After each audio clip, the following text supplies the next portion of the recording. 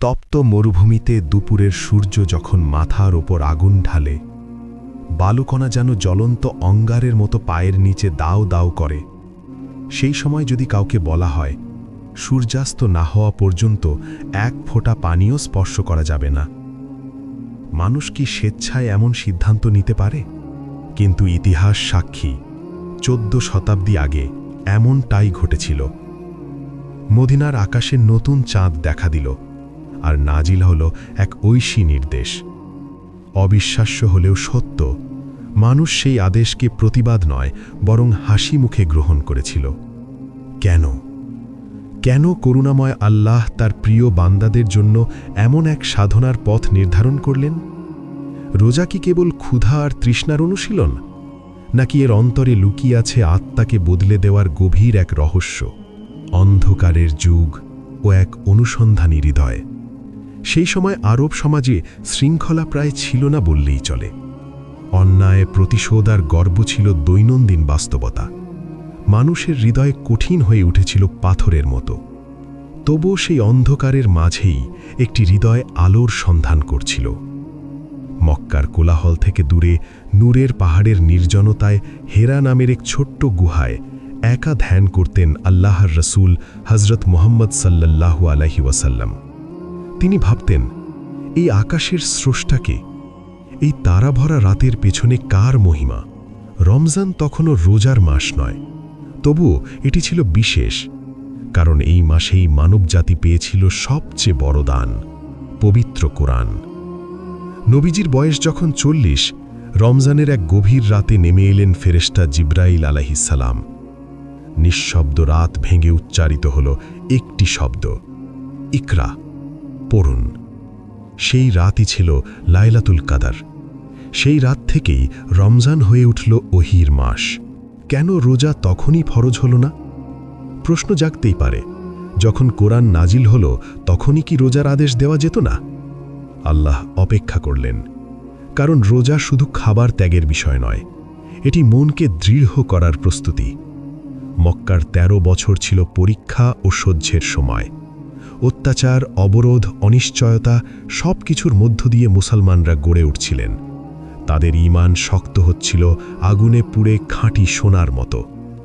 তখন মাঝে মাঝে নফল রোজা রাখা হতো, কিন্তু তা ছিল স্বেচ্ছাসাধ্য। আল্লাহ ধীরে ধীরে মানুষকে প্রস্তুত করছিলেন বড় দায়িত্বের জন্য। হিজরতের পর নতুন অধ্যায়। অবশেষে মক্কার অন্ধকার অধ্যায় শেষ হল। হিজরতের মাধ্যমে শুরু হল মদিনার শান্তিপূর্ণ সমাজ জীবন। দ্বিতীয় হিজরির শাবান মাসে নাজিল হল সেই বিখ্যাত আয়াত, ঈমানদারদের উপর রোজা ফরজ করা হলো, যেমন পূর্ববর্তী জাতিদের উপরও করা হয়েছিল। প্রথমেই নিয়ম ছিল নমনীয়, যারা সক্ষম তারা রোজা রাখবে, আর যাদের কষ্ট হবে তারা গরিবকে আহার করাবে। এভাবে আল্লাহ তার বান্দাদের সহজ পথে অভ্যস্ত করালেন। পরে চূড়ান্ত নির্দেশ এলো, যে রমজান মাস পাবে সে রোজা পালন করবে। অসুস্থ ও সফরকারীদের জন্য থাকল অবকাশ। মদিনাবাসী সেই আদেশ আনন্দের সাথে গ্রহণ করলেন। তারা রমজানের চাঁদের অপেক্ষায় থাকতেন প্রিয় অতিথির মতো। প্রথম রমজান ও বদরের পরীক্ষা। প্রথম রমজান ছিল কঠিন। তপ্ত রোদে কাজ, কৃষিকাজ, বাজার সব চলত রোজা রেখেই। ক্ষুধা শরীরকে দুর্বল করত, তৃষ্ণা ঠোঁট ফাটিয়ে দিত। তবু অন্তরে ছিল এক গভীর প্রশান্তি। কিন্তু পরীক্ষার শেষ তখনও আসেনি। রমজানের 17 তারিখে সংবাদ এলো, মক্কার বিশাল বাহিনী এগিয়ে আসছে। মুসলমান মাত্র 313 জন, আর প্রতিপক্ষ প্রায় 1000। খালি পেট, শুকনো গলা, তবুও সাহাবীরা দৃঢ় চিত্তে দাঁড়ালেন। বদরের প্রান্তরে শুরু হলো যুদ্ধ। তাদের শক্তি ছিল অস্ত্রে নয়, ঈমানে। আল্লাহর সাহায্য নেমে এলো, আর ইতিহাস বদলে গেল।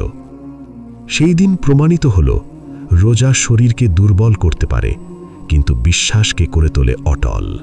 ঈদের চাঁদ ও শিক্ষা। 29 দিনের সাধনার পর উঠল ঈদের চাঁদ। সে আনন্দ ছিল আত্মসংযমের সাফল্যের আনন্দ। প্রথম রমজান শিখিয়ে দিল, রোজা মানে শুধু না খাওয়া নয়, রোজা মানে নিজের অহংকার ভাঙা, রাগকে নিয়ন্ত্রণ করা, অন্তরকে পরিশুদ্ধ করা। আজ আমাদের জন্য বার্তা, আজ আমাদের জীবন সহজ, শীতল ঘর, পর্যাপ্ত খাবার, আরামদায়ক পরিবেশ সবই আছে, কিন্তু প্রশ্ন রয়ে যায়, আমরা কি সত্যিই রোজার উদ্দেশ্য বুঝেছি? আমাদের অন্তর কি বদলেছে? রমজান আমাদের সামনে এখনও সুযোগ এনে দেয় পাপ মোচনের, অন্তর পরিষ্কারের, নতুন করে শুরু করার। হে আল্লাহ, আমাদের দুর্বল ইবাদত কবুল করুন। বদরের সেই আত্মত্যাগের স্মৃতির উসিলায় আমাদের অন্তর নরম করে দিন। আমাদের সবাইকে ক্ষমা করে দিন। আমিন।